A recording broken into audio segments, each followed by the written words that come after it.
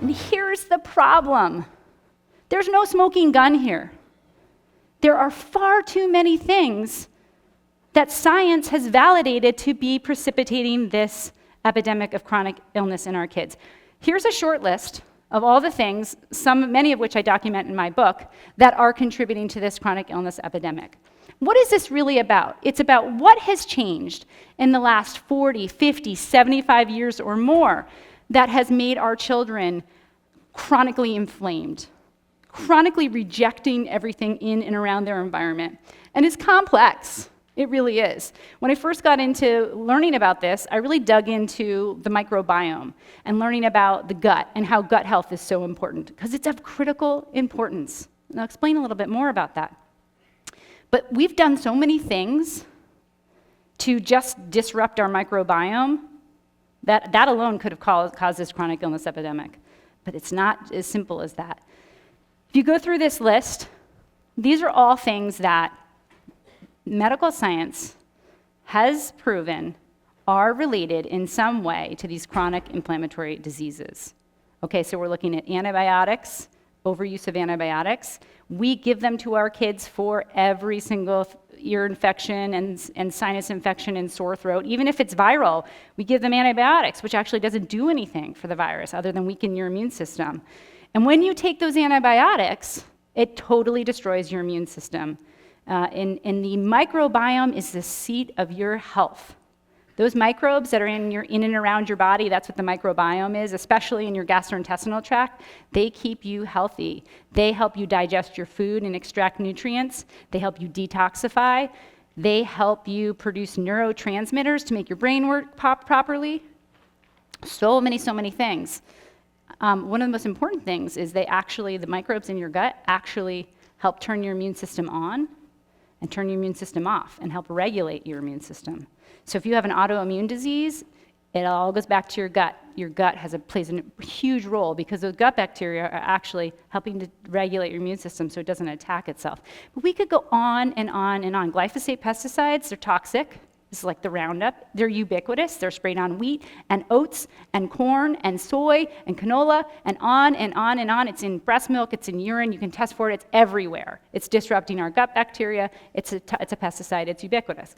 Medical injectables, I just gave the example of what happened where we got anaphylaxis from in 1902.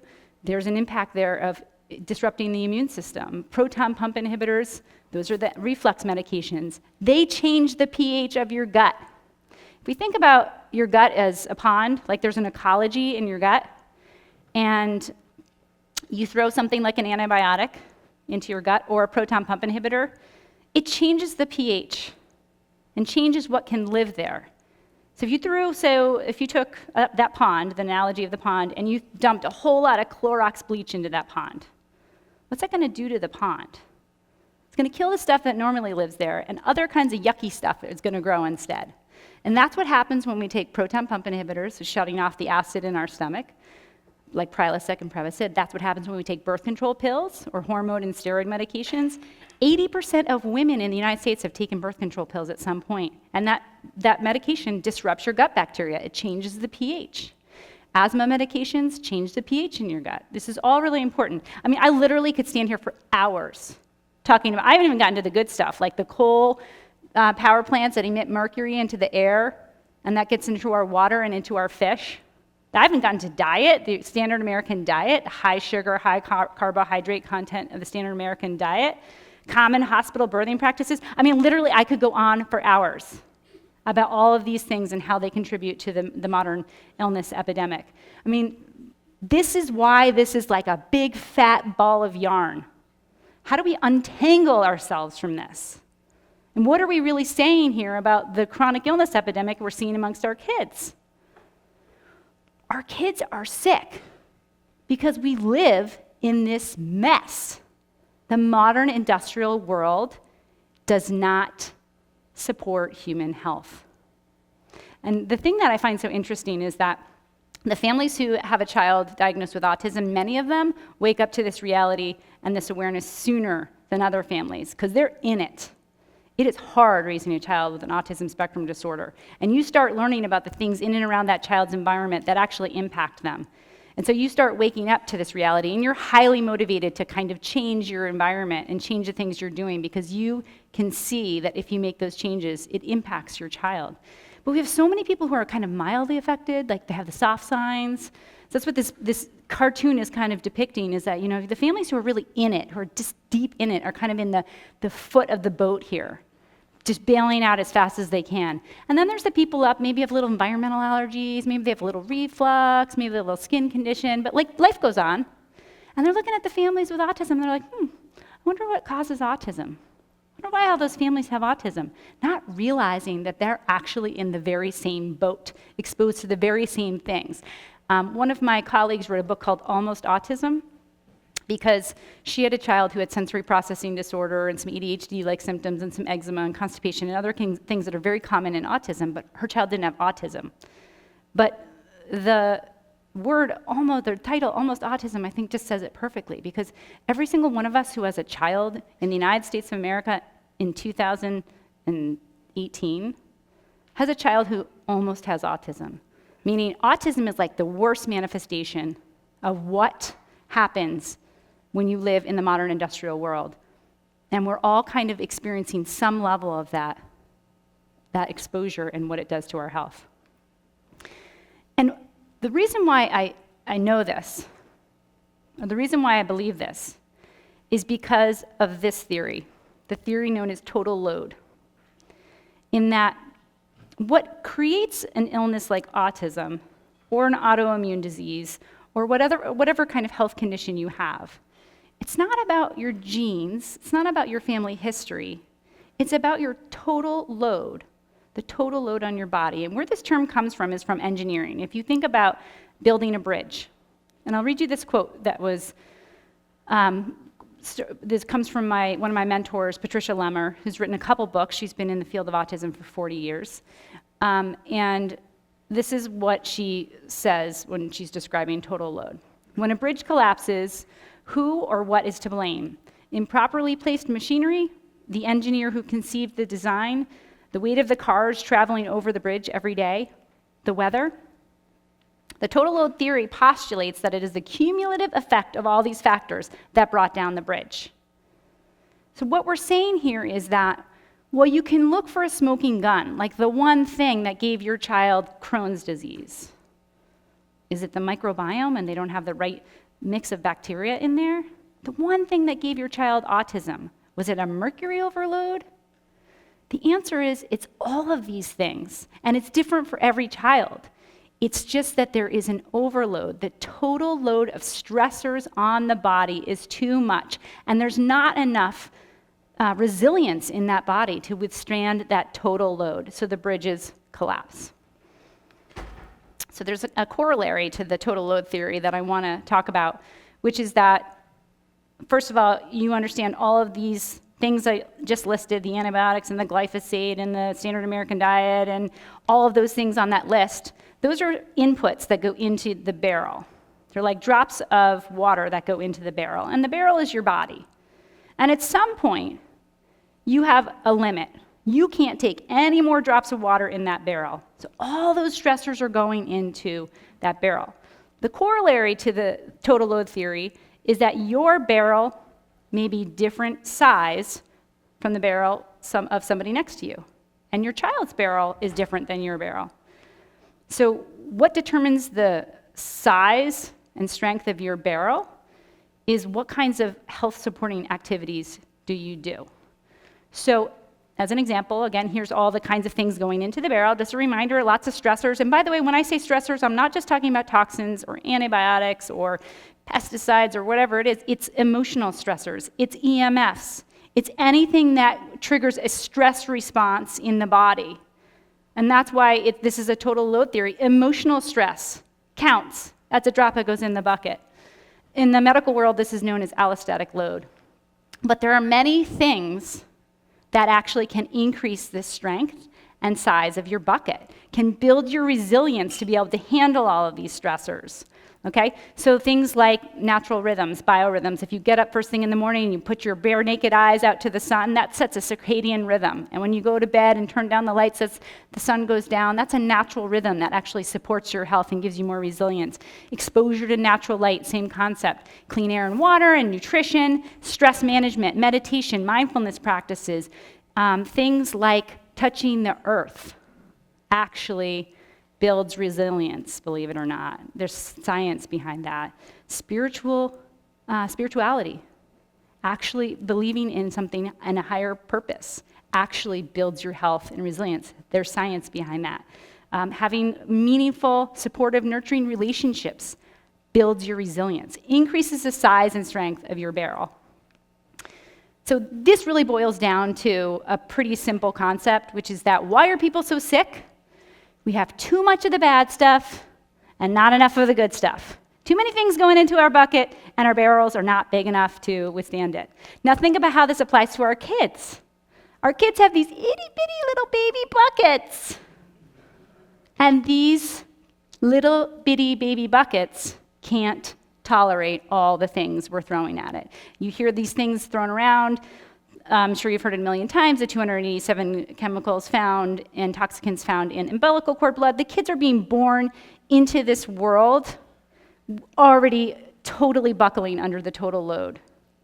And we're not doing enough to build their resilience for them to be able to tolerate this total load. And the worst part is these stressors on their bodies, it's different for kids because their brains are growing, because they're developing, because they're learning things like speech and language, and their vision is developing. I mean, these are profound things that happen. I mean, just think about the miracle of human beings and how babies go from these little mush balls into all of you. It's amazing. But that's an incredibly complex time where things need to happen a certain way.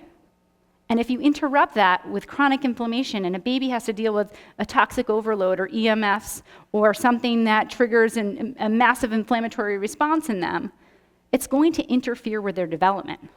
So as an example, cross-crawling. Babies need to crawl. And how many of you today know a child that just never crawled? Oh, he went right to walking. He's a genius. Okay, that's not necessarily a genius, that's an adaptation. The child went to walking when they should have gone to crawling first, because when you crawl, it actually connects the hemispheres of your brain. So what's happening is our kids are being assaulted with all these stressors when they're supposed to be crawling, and they're so busy dealing with all of these stressors, they miss these key milestones. And that has lasting and profound impact on their learning and their ability to just deal in the world. So there's another element to all of this, which is that all these things going into the bucket, these stressors, there's so many, it's overwhelming, and they're synergistic and having a greater impact because they're going in at the same time. So as an example, a really common example of toxins that are synergistic, meaning they become more toxic when put together than when separate, would be aluminum and fluoride. Aluminum and fluoride are both neurotoxins separately. When you put them together, they are more powerfully neurotoxic. They're more potent as a combination synergistically. And there's research on all of these things. So if anybody wants these slides later, I've got the research behind it. Titanium dioxide and cadmium, combinations of persistent organic pollutants like PCBs and dioxins. When you combine these things, they're much more toxic to the body. So that's scary, because we've done enough research to know that this is happening. But what we haven't done is the research to know what all the 85,000 plus chemicals that are out there on the market are doing together synergistically. We just don't know. We've studied a bunch of them, but there's so many out there that as individual toxins have never been studied, and then they certainly have never been studied in combination. So what are their synergistic effects? And then the ultimate synergy here is that we are exposed to all these stressors as we are basically depleting our ability to deal with those things. So, I mentioned the barrel, the size of the strength of the barrel. Well, these are the ways that we commonly reduce our resilience and our capacity to handle these stressors, and this is in everybody's life in modern America. Microbiome annihilation. How many of you in here have never taken an antibiotic? Not one person just raised their hand, for those of you not in the room. That's unbelievable, because when you take one round of antibiotic, it forever changes your microbiome and the composition of it. It will never be back at what it was. That is what is happening to our immune systems. Is we do this, we don't know the consequence. When you annihilate your microbiome, what happens is you are not able to detoxify as effectively. So as an example, if you ingested mercury and you've never taken an antibiotic, those little microbes in your gut actually help you demethylate the mercury, excrete it from your body, and make it less toxic to you. But if you take a couple rounds of antibiotics and then you eat mercury, do you know what you do? You store that mercury in your fatty tissues. It stays in your body. So this is what I mean about the synergistic effect of some of the things that are happening in the modern world that we're not even aware of. Nutritional deficiencies are another one. So there's so many foods that help us detoxify and help us get rid of all of these salts in our environment. Sulfur-containing foods like eggs and cabbage and ginger and garlic, they actually provide the nutrients we need to help our liver detoxify. But how many of your kids are eating ginger and garlic and cabbage and all these wonderful foods that used to be normal, but are not anymore? They're not in the standard American kid diet, which we have a kid diet, a kid menu, white foods on a menu that's different from the adult food, which is a totally separate story. I digress. Sleep deprivation. I came from the school where you sleep when you're dead. That's kind of like what we do in America, right? Like, go, go, go, go, come on. We're aggressive, we're competitive, we achieve, we only have one life here, and we're going to do it. And the problem is, when you don't sleep, you don't detoxify, you don't heal and repair. So what's so fascinating is they just found that we have a lymphatic system in our brain. This is like brand new. Just a couple years we've known this, just coming out. Meaning, the lymphatic system is what helps you drain toxins out of your body and infections and deal with all the kind of cellular waste. Well, we didn't know before that there's a glymphatic system in your brain, which helps you remove cellular waste from the brain and from toxins from the brain. Well, you know when that glymphatic system is activated? When you sleep. So when you're sleeping in a deep, restful sleep, your glymphatic system opens up and washes out the toxins. If you don't sleep, it stays shut, and you're not washing out the toxins. So sleep is of critical importance. And sleep is also when your body heals and repairs. It's when you're in a parasympathetic state in your nervous system. Sympathetic state is when you're in fight or flight, right? And that's what the stress of everyday life is. You're running for the train, you're trying to catch a train, you're stressed out, you're in a sympathetic state. If you're emotionally charged about something, you're in a sympathetic state. And you're not going to heal or repair when you're in a sympathetic state. When you're sleeping, meditating, relaxing, you're in a sympathetic state. So one of the interesting things, the last bullet point here, the lack of exposure to nature, that's actually really important and scientifically documented now to be important to your health, because when you're in nature, it upregulates your parasympathetic nervous system. So you can actually detoxify and heal by walking in the woods. That is science. It's called nature. It's called forest bathing. And there's all kinds of literature showing that it reduces cortisol levels and slips you into a parasympathetic nervous state. It helps you heal and recover and be resilient. A couple other things that are, again, part of our daily life, EMFs. Same thing. All this stuff you guys have been learning about EMFs, same thing. When you're exposed to EMFs, electromagnetic radiation, you are in your nervous system is in a sympathetic state. So if you're sleeping next to a Wi-Fi router or near it or in your home, you're not really going to slip into that parasympathetic nervous state because your system is roused. It's like stimulating the immune system when you're sleeping. So again, you're not going to repair, you're not going to heal. And that's everywhere. EMFs are ubiquitous. And the last thing I want to mention is sunlight deprivation. It's not just about vitamin D, folks, although that's hugely important because, vitamin D is produced when your skin sees the sun, sees the direct sunlight. We slather on our sunscreen. We're afraid of the sun.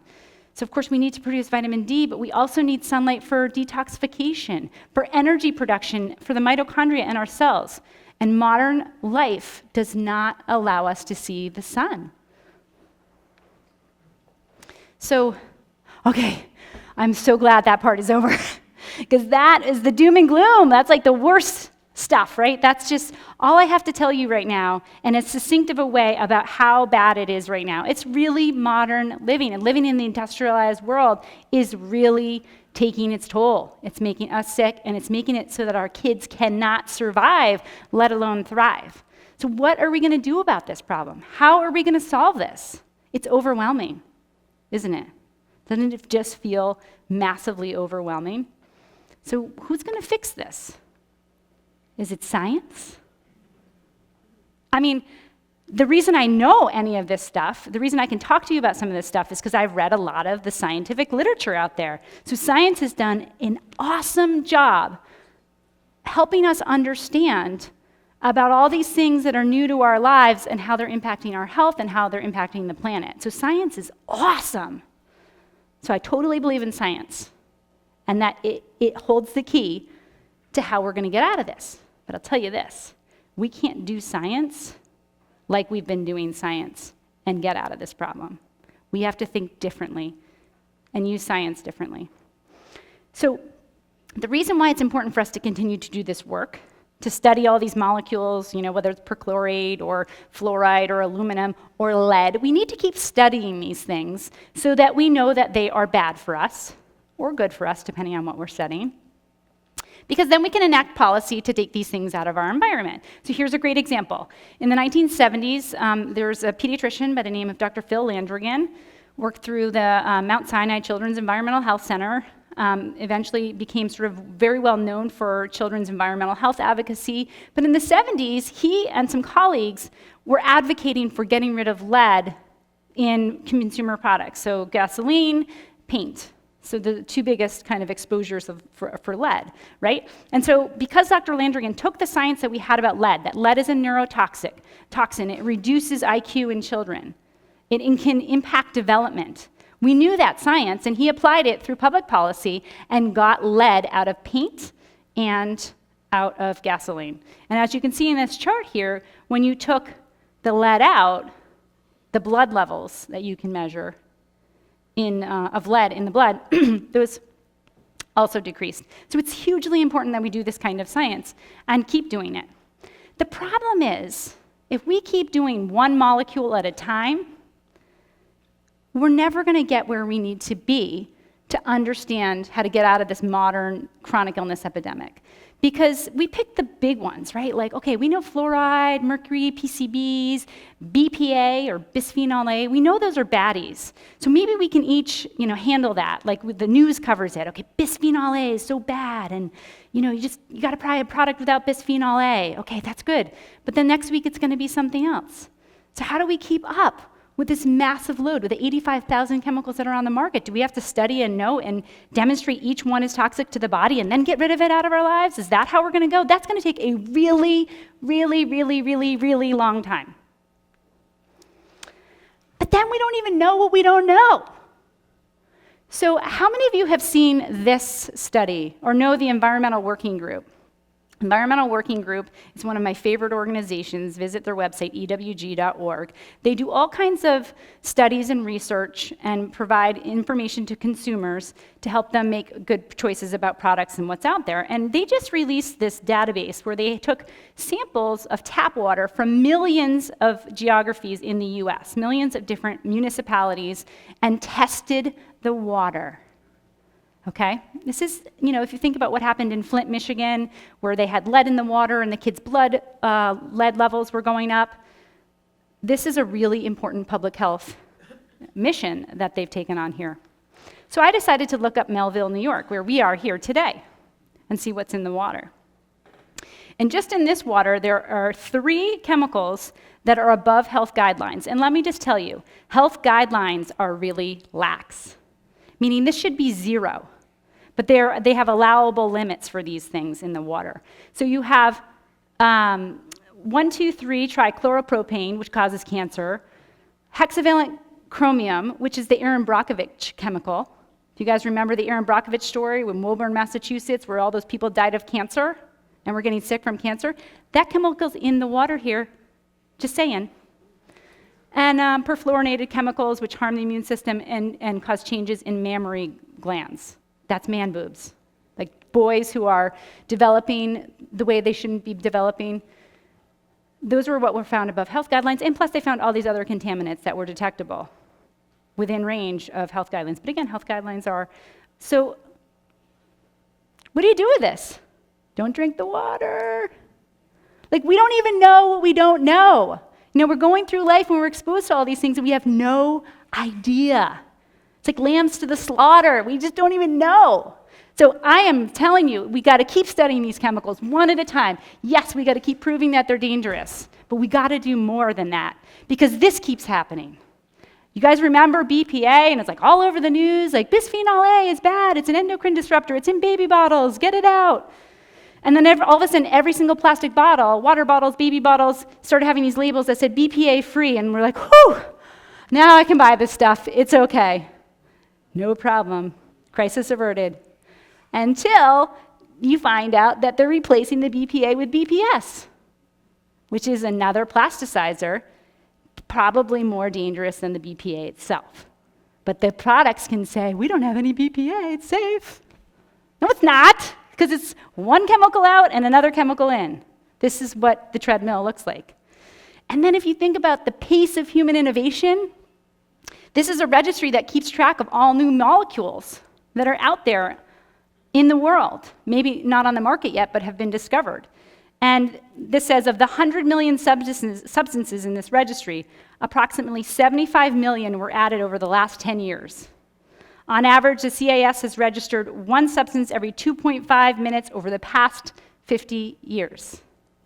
We're just going to keep studying it. Don't worry, we'll figure it out. Let's go. We're on the treadmill. We're running, trying to figure out whether these are going to cause problems for our health. We can't keep up with this. And this is what we look like when we try. It's just chasing our tail. We just keep innovating. And I'll tell you, the other thing that's really interesting about being in a capitalist society is everything's mine. So when I discover these new chemicals, I patent them.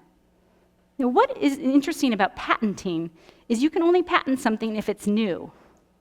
Like, you can't patent oregano unless you change it molecularly. That's interesting to think about. Does your body know what to do with these new chemicals? What does your body think when you put something that's patentable into it? It knows what to do with oregano or thyme or rosemary. It doesn't know what to do with, chlorinated, fluoridated, blah, blah, blah, whatever the different chemical compound is, right? I just want to keep us up for a while. So we need to shift how we're thinking about all these toxins in and around our life. Not just because it's overwhelming and it's giving us all angina, it's because it is not helpful to solving the problem on its own.